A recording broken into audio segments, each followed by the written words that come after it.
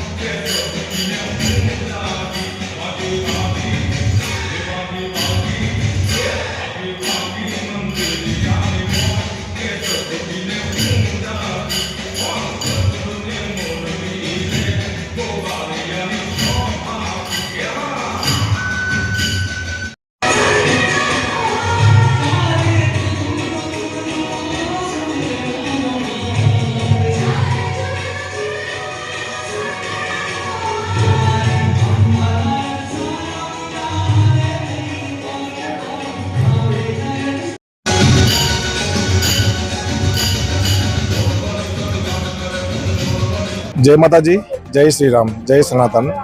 श्री कच्छ कड़वा पाटीदार समाज घणा वर्षों यानी कि छेल्ला 50 वर्षथी अहींया पादरा मुकामे उमा भवन अंदर मारी दीकरी मारा आंगणे एक संकल्प साथे नव दिवसना नवरात्रिना शक्ति स्वरूपना आराधना करता होय छे के जेनी अंदर समाजनी बहन दीकरीओ अने वडीलो अने नाना भूलकाओ एक साथे अहींया सांस्कृतिक प्रोग्राम प्रमाणे अहींया नवरात्रिनुं आयोजन करता होय छे के जेनी अंदर आ